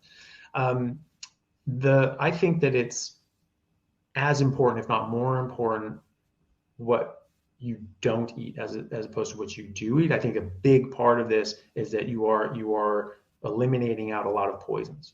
And so it's really important to just not eat, eating the meat, getting enough fats. Fat's very important. I try to get between 70-80% of my calories from fat, and I sort of let my body figure it out. Again, I'm eating intuitively, but this is what you see in the wild. Both carnivores and herbivores will get around 70-80% of their calories from fat. Carnivores, because they're eating animals with fat, and they go for the fat first. And that's why they go for the belly. They go for the the intra-abdominal fat, the omentum, and all that sort of stuff. They'll eat organs too, but they also go for that fat. And then herbivores as well, because that's actually what they break down cellulose into. People think that they're just getting a bunch of carbs, but they're not. No vertebrate animal can break down cellulose, but the bacteria in their gut can. Bacteria in their gut eat the cellulose, and then as a waste product, they secrete out short chain fatty acids, which are 100% saturated. And so that's what the animal absorbs. And so they get between 70-80% of their calories from saturated fat, and the rest of it's mostly from protein, from the die-off of these bacteria that then get absorbed. So I'd shoot for that, and that's going to give you what you need. That's going to run your body. That's going to give you all optimal nutrition. But it's and eating more meat is always going to be good. But if you're eating the other things, even a small amount of them, you're going to be derailing your system. I always say that going that last 5% of going pure carnivore makes about 95% of the difference. And I think that has a lot of biochemical evidence. Even just like a bit of carbs is probably worse than a lot of carbs, because you're going to trip off your insulin, but now you're going to have low blood sugars, and you're going to feel crappy all the time. You're going to have low energy, but you're not going to be in a fat mobilizing state. You're just going to tank your metabolism. You're going to feel like crap, Whereas if you just have no carbohydrates at all, then you're in that metabolic state that you're supposed to be in. You're going to be mobilizing ketones and ketone bodies. You're going to be, replenishing your glycogen and blood sugar as well. And you're going to feel great. You're having a little bit of soy or whatever. God knows why you would want to, but 3 ounces of soy has more estrogen, phytoestrogens, than a fertile woman makes in a day, about 10 times as much, right? 8 glasses of soy milk a day is enough estrogen to grow breasts in a man, okay? We should not be eating this stuff at all. Yeah, and then they can't drive a manual transmission either after that. It's terrible. That's it. Yeah, exactly. Yeah. Start wearing purses, it's this whole thing. You're watching fried green tomatoes, and it's just terrible. I guess I'm wondering, do people have any issues with their BUN, blood urea nitrogen, going up? For people that don't know what that is, it's kidney issues on the keto. Sorry, not on keto, but on carnivore. Do you see rise in that, and is it a problem or not? Yeah, your urea will go up. Yep. It's not a problem. Urea is actually one of your body's best antioxidants. It's actually really, really good. Your urea will go up, your creatinine will go down. Yeah. So who cares? function will actually be better. And I've actually seen that. I've seen people with, there are studies actually looking at this, because, the thought was, if you start eating more protein, you're going to be making more, ammonia and urea, and your body's going to have to excrete this, and it's going to be hard on your kidneys. That was the thought. And it's fair enough thought, but then you got to actually have to back it up. You have to actually sort of look at it and see, well, what do we see? And they found that when they actually did the experiments, they found the exact opposite. They found that actually more protein was better and actually helped your kidneys. So there actually are large, studies showing that. In practice, I have seen people that have reversed major kidney disease. There are obviously a lot of different causes of kidney dysfunction, but this will help the ones that are caused by eating an appropriate diet. I mean, just think about all the different sort of toxins that are in plants, like oxalates and things like that. You sort of express these out through your urine. They, build, oxalate stones is a major cause of kidney stones, is eating too much oxalates, and they damage your kidneys. I had a friend of mine, I think he was around 35 at the time. And he was sort of talking on social media about how basically he had like 19% kidney function. And he was just like dealing with his nephrologist, and his just kidney function was just getting worse and worse and worse and worse and worse and worse and worse. He was doing all the things they said. He was eating the diet, basically plant food diet, low protein. And he's going from being a power lifter to like eating like, low protein vegan. He was just like, oh, and they had taken all these medications, and it's only getting worse, And again, the solution is more of the same. And, he was saying, he was just like, I don't think I'm not going to be around to see my daughter graduate high school, and he was just like pretty depressed. So I reached out to him. I was just like, hey, look, I've been doing a lot of research into this. Here are these studies showing that actually more protein's better. There's a lot of toxins in plants that are actually bad for your kidneys. Here's some research on that. I'm doing this carnivore thing. I think that it'd be worth a shot. And he's like, you know what? Screw it. I got nothing to lose. Everything that they're telling me to do is just making me worse. 3 months later, and after a lot of yelling from his doctors, he was at 80% kidney function. 3 months, and now he has no kidney issues. I saw in like the different carnivore groups on Facebook, this comes up a lot, and a lot of people are talking about their kidney issues. There have been people on there talking about how they were on dialysis, making no urine. In 9 months, they were off dialysis on a carnivore diet. And at that point, yeah, I swear to God, it's like that's nuts. And so they averted a kidney transplant. And their doctors are saying, like, you're going to kill yourself. You're going to kill yourself. You do this. Their kidneys already don't work. Exactly. What's going to happen? Well, but yeah, for the non-medical listeners, that's a really faith healer level of miracle, because because the conversations that we would have with patients as primary care doctors when they would go on dialysis is, this is the bridge. Like, once you're there, you're not coming back, because your kidney's not going to perfuse. It's not going to do much. We're taking all of its stress away. So your kidney is basically going to do nothing. So once you start dialysis, this is the rest of your life. So you kind of have to decide, are you okay with that? And because we're not going on and off. It doesn't really work like that. Like, once we flick that switch. So the fact that people have unflicked the switch, that's crazy, doing what is 100% counter narrative, because the narrative was always, you're going to plug your kidney up and it's not going to filter worth a darn if you eat tons of protein. I mean, I've been guilty of that. I've had patients want to do keto and they have like really bad end-stage kidney disease. And I'm like, I don't know if that's a good idea, because your kidney's not going to be able to handle all that. You're already spilling all this albumin and protein. But apparently, wow. Which it wouldn't be the first time.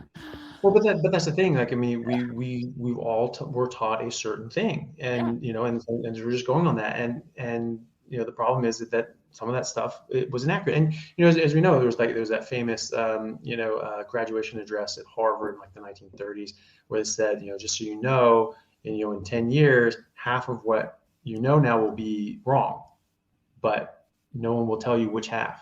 You have to sort of keep up with it. And so, that's the thing. And so, we know this, and we see this in other things, and we just have to, but there's some of these things that they've been around for so long, like cholesterol causes heart disease, just that's it, and then, so for that one to be shaken down, there's a lot of inertia behind it. And so it's just going to take a bit longer, but these things can be wrong as well. And that's just, It's not that we're bad people because we made the wrong recommendations. It's that we were making the recommendations that we thought were the right ones, and things have moved on, and we have more information now.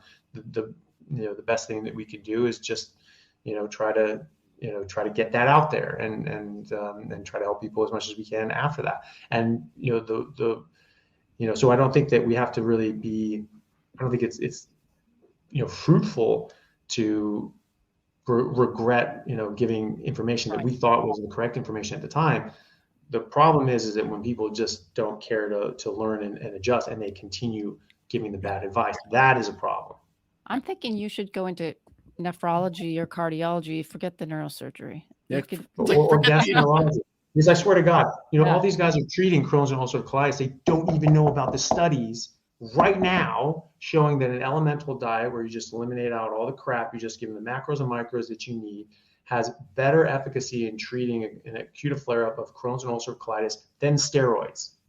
And that a fasting mimicking diet, aka keto, where you're not having any carbs or fiber, on average keeps people with Crohn's and ulcerative colitis in remission for 51 weeks on average, versus controlled trial versus carbohydrate and normal fiber diet, on average kept them in remission 0 weeks, not a lot of weeks, right? And so these are actual studies that are actually available right now. And when I told a patient that in the hospital and just said, like, look, hey, there's more information out here, and then Salisbury was curing Crohn's and ulcerative colitis in the 1800s, well documented, tons of data and literature on it, all the way up to 1975. That gastroenterologist I talked about, Vogtland, he wrote a book on this, saying that, hey, if you don't eat plants, you don't need me.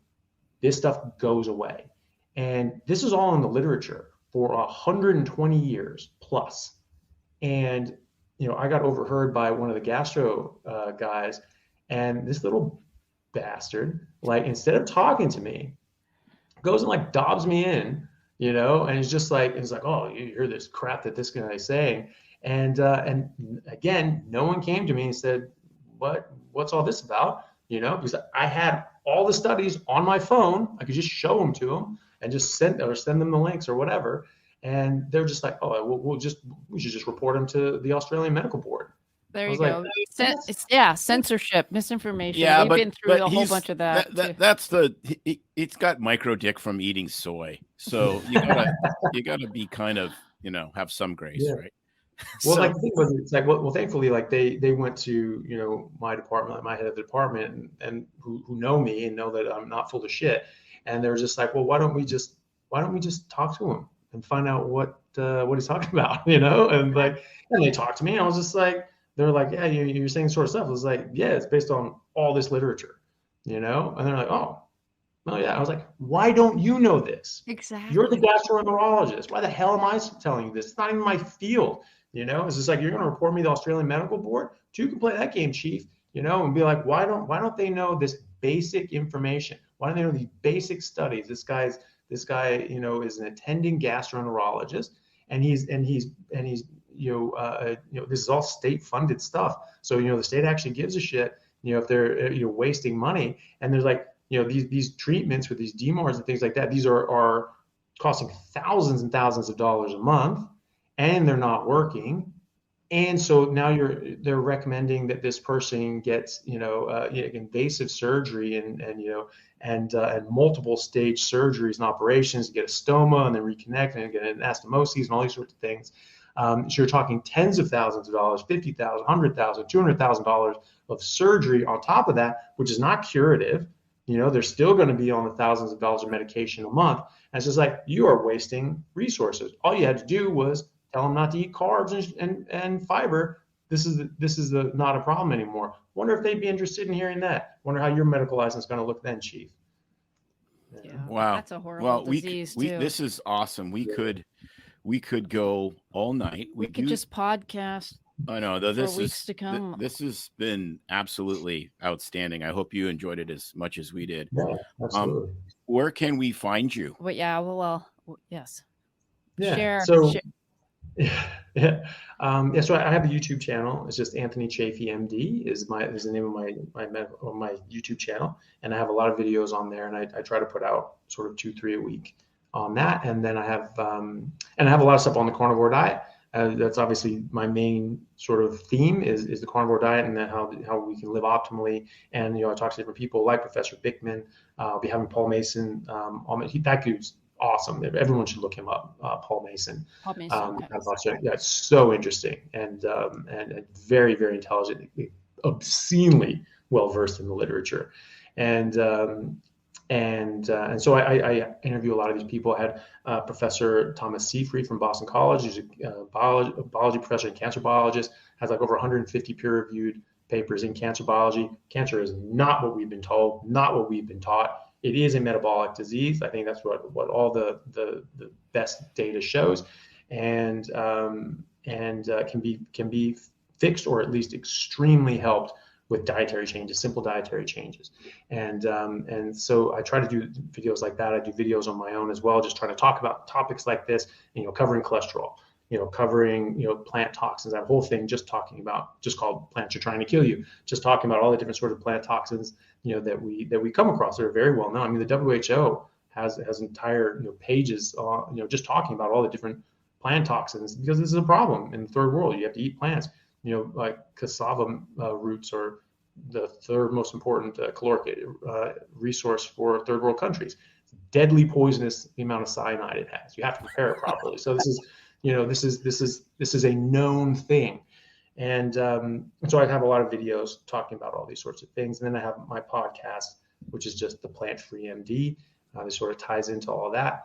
And that goes in with, again, just all the videos and things that I do. Then this is like the audio version of that, and trying to get that information out there. And then I'm pretty active on things like Instagram and some other things. I have a Patreon, just like Anthony Chaffee MD, but where I try to do sort of more and try to build like a community. We have like a carnivore book club. We sort of do different. Every month we'll do like a different book and different things. So we'll be doing like Fat of the Lamb. We'll be doing Dr. Salisbury's book, the relation of alimentation and disease. I'm writing a book right now, basically arguing that the diseases we're treating are not diseases per se, that they are toxicities, toxic buildup of inappropriate diet. Salisbury wrote this book 150 years ago. The relation between alimentation and disease, what you eat and the diseases you get. Wrote a book on it. It's already there. We have more data now. We have more studies and data points, but same idea. You eat this, you'll get this problem. It's not here's a problem, here's a pill. It's here's the wrong food, here's the problem. Like there's actual causation. And so we're sort of doing that. But those are the main things: is the YouTube channel and the podcast and the Instagram. Outstanding. I'm going to link those in the show notes for sure. And I think instead of having a drink, I'm going to go have a steak. We do. We have some porterhouse left over from last night, and I'll probably throw out my rice and anything else that's in there. But this was just fantastic. Yes, it's how you think. And sometimes we think, we think in this disease elimination state instead of like toxicities and, the body wants to heal itself. And, it's sort of the teleological argument for the existence of God. We're made with purpose. We're made to be able to, live a certain way. And we have given that up for processed garbage that's high in everything bad. So this has just been great. We really, really appreciate your time, and thank you that you joined us. BS free and plant free. Maybe they're the same thing. I think so. Definitely. Yeah. Well, thank you both very much for having me. It's been an absolute pleasure. I love being here. Hey, thanks again. And I've been geeking out on your podcast lately, listening to a whole bunch of episodes. Well, I guess that settles it. Plants are trying to kill you. I guess that's kind of what you always lived by in this house, because you hated vegetables, although you're much better at eating them. I should say eating them now. Maybe it's the way I cook them. I don't know. You're just silent. Well, yeah, but they're still poison. So, yeah, You're this, going to use it as an excuse not to have to eat all well, that salad and vegetables. well, yeah, but I mean, the point is though, is that it isn't just what there's combinations of nutrients too. That's really interesting. And it's not just eating meat, it's eating really clean food. Right. And Right. I think one of the big things that he brought out was, why do vegetarians get better? Like when we interviewed Micah Yu, why did all of his inflammatory stuff go away? Well, because he got rid of processed food. So he's eating super clean. He's eating vegetarian, Well, but he's eating clean. So that is a tiny teaser. I was going to say, let's summarize what he said for, as I always say, the people in the back that want the simple summary, and then we can sort of put it all together in our teaser. So basically, summarizing what he said is that what he learned going to undergrad and studying botany and plants was that plants have defense mechanisms. I can't even say that. That's a word. Okay. It's sober October and she's still wasted. They have defense mechanisms in them to keep the animals away so that they can thrive and reproduce. Therefore, there are a lot of microtoxins in them to kill off animals from eating them. And as humans, we also are subject to their poisons, aka they might not be a massive kill you instantly that some plants do, but these will accumulate in your body and cause deleterious bad side effects such as leaky gut, inflammation, aches and pains, etc. So that's the basis for his belief that plants are trying to kill you by their defense mechanisms that can be measured, and there is often more toxins in them than even what we blame on pesticides and herbicides in plants, although those aren't healthy either.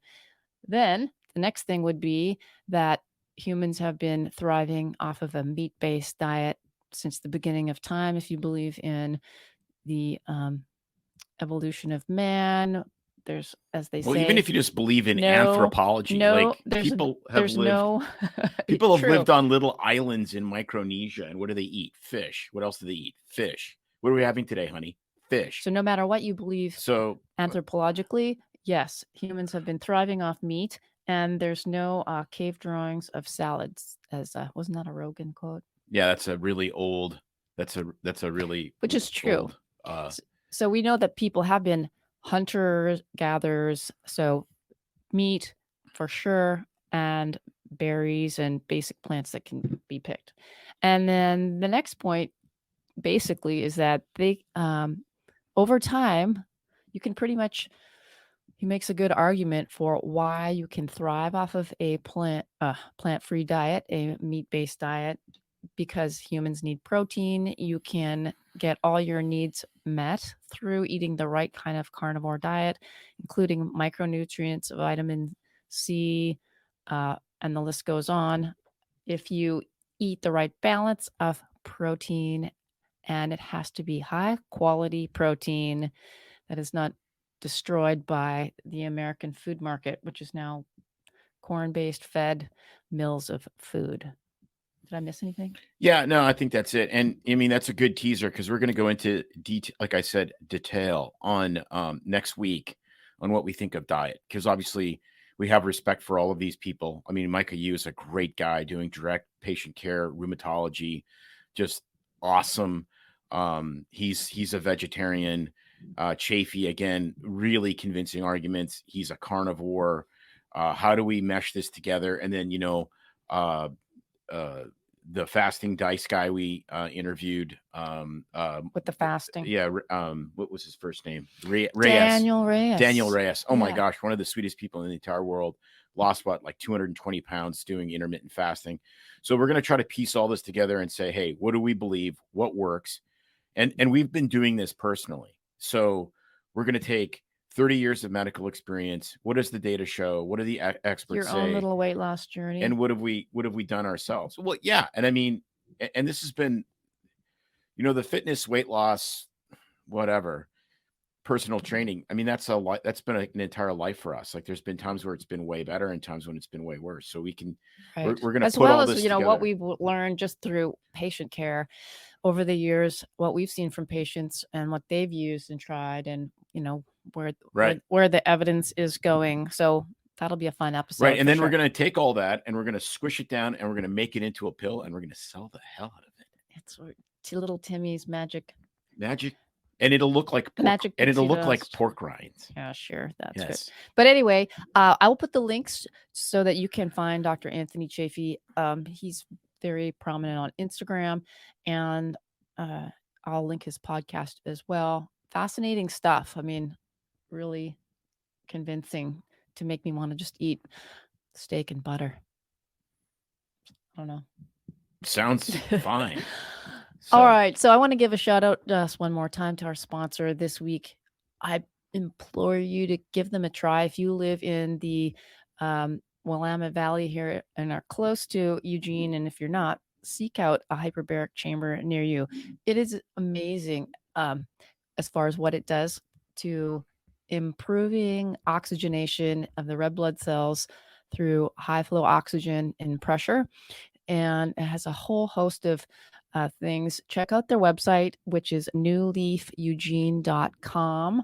And they will go into more detail, as Tim says, on the benefits of it. But for ourselves, we use it for our orthopedic healing. It really is like taking 40 ibuprofen at once without the toxic effects of the ibuprofen, but all the great feeling. And it definitely, for me, lasts. So Eugene, hyperbaric therapy and wellness at 541-636-3278, or check them out online at newleafeugene.com. I love that place. It's not figleaf.com. That's totally different. I would not check that. Don't do that. No. All right. We'll see you next week. See you next week. It's no secret that medicine is a bit uptight. That's why Tim and I created BS Free MD, to mix things up a little and have fun in the process. Besides, we are having these exact same discussions all the time, so we thought we might as well invite everyone to the party. If you really like us, you can get plenty more and maybe see one of Tim's cool tattoos on our Instagram or Facebook pages at BS Free MD. See you next time.